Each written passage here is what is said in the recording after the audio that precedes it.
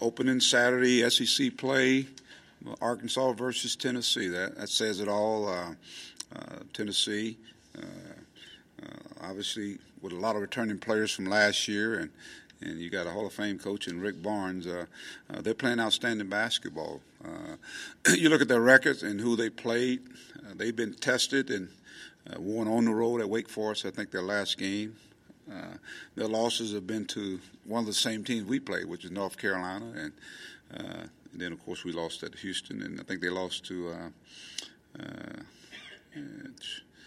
North Carolina and Villanova, and Villanova's undefeated. So that tells you they're battle tested, and it's a team that's gotten better. You know, a lot of people look at the Williams kid, and rightly so. He's an outstanding player, a double waiting to happen. Great body, plays bigger than his size. But I think they got some other guys that are playing well. The Bowden kid is having an outstanding year, shooting 60-some% from the three-point line. And that means you can spread space to the floor. The Bone kid is running the show for him. So you got a luxury of a lot of depth. And so in our depth, it's going to be a will. I think they like to get up and down the floor, maybe not to the likings we do, but they've got the depth to play. So it should be an outstanding game. You know, last year we had an opportunity to go down and play early, and we found a way to win down there, making free throws going down the stretch. So, but this is a new year. Everyone's undefeated. The championship race is on, and I guess we're looking forward to getting into the family, is what you want to call it. We've got hopefully a lively atmosphere here in Bud Walton Arena with our fans coming out sold out. But more importantly, I'm looking for us to continue to get better. That's what I want to see our guys get better. Address the rebounding. One of the things they do well, they attack the offensive glass. They shoot it and go get it. That means they shoot a lot of free throws, and they shoot those free throws well. We got to continue to value the basketball.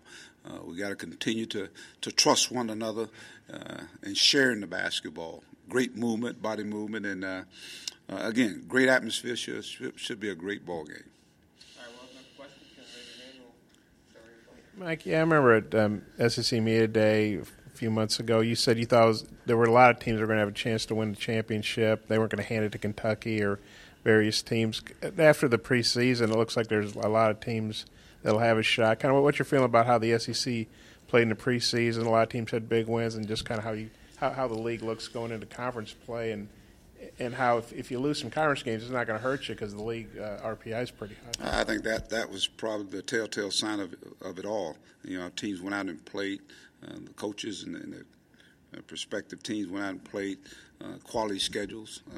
They won games, whether it be at home or on the road, but they played against quality competition. And I think that set the stage for now as we jump into conference play. Now, you know, our conference is as good as anybody else in the country. And like you say, going to and losing on the road doesn't kill you as much as it had been maybe 2 or 3 years ago. But I thought this started last year.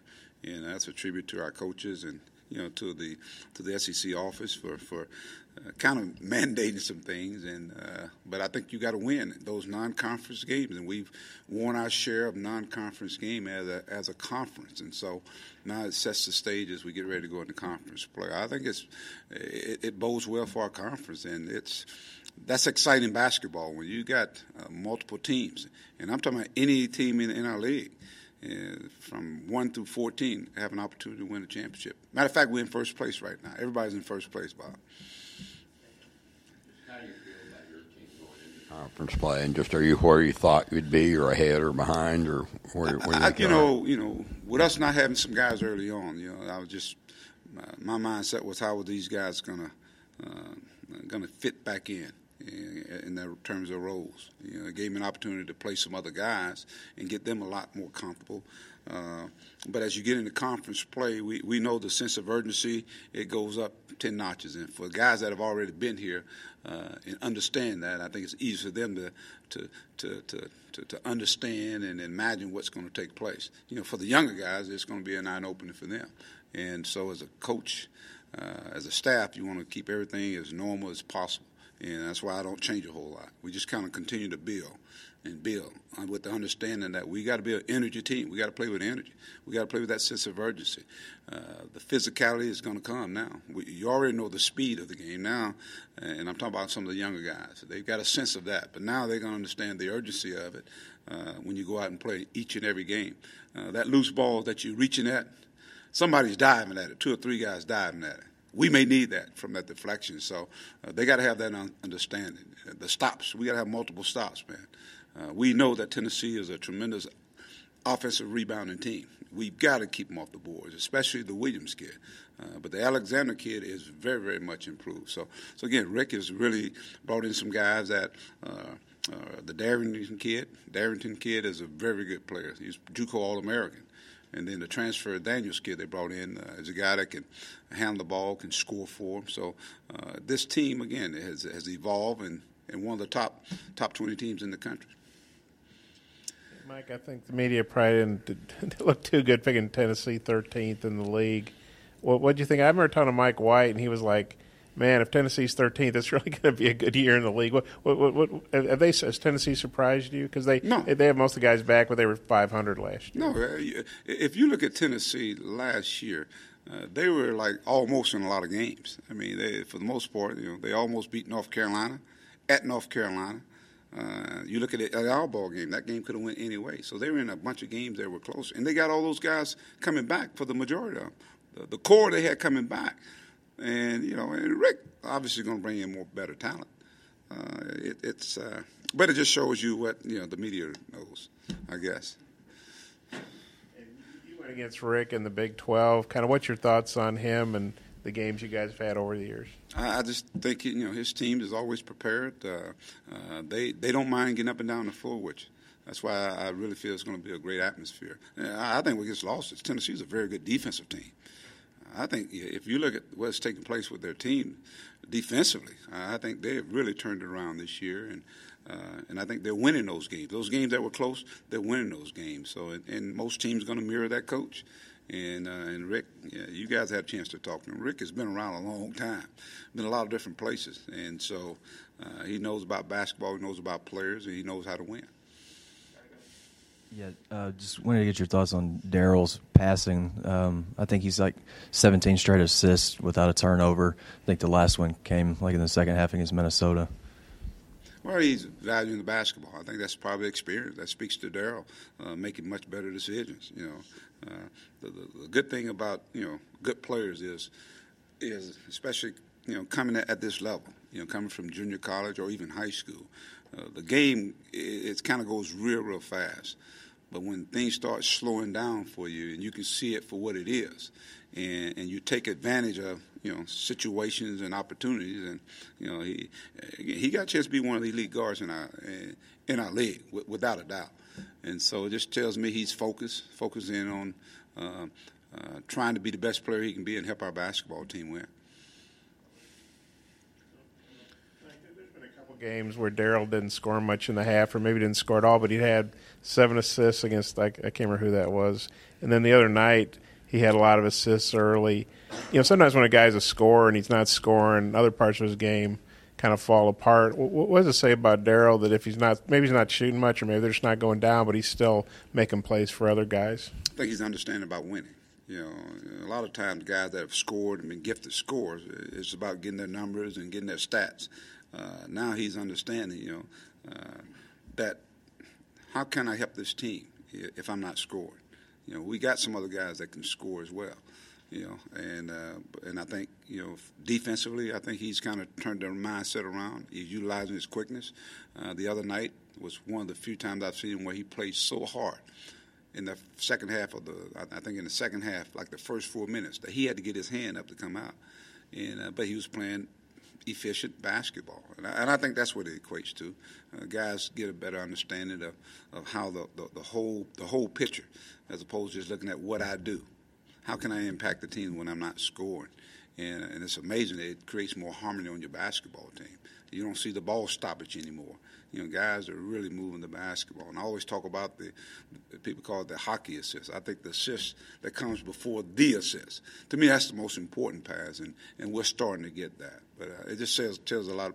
Says in Daryl's case that he wants to be a great player and that he's listening.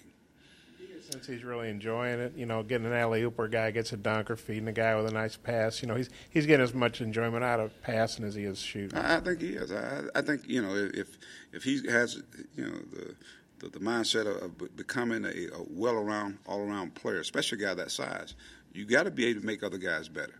So you can create for yourself, but can you make other guys better? But he's having fun. I think our team is having fun, Bob.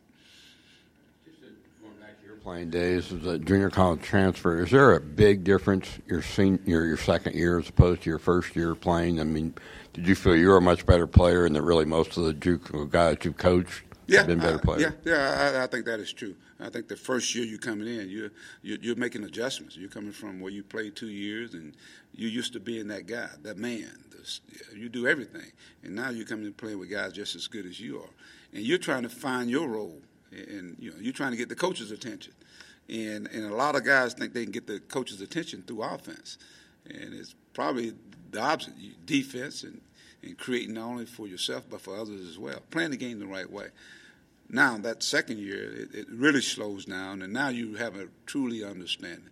You've been through the rigors of a year with a coach, with a system, with other players. So there's a lot of adjustment. You got to get used to playing with other players. Moses leaves, now you got Daniel coming in here.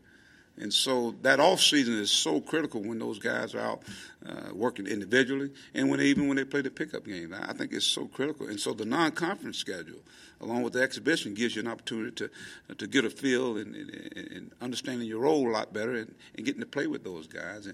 And then not only understanding what coach is asking of you. You know, coming in, coaches ask you, hey, maybe to go at your own pace, you know.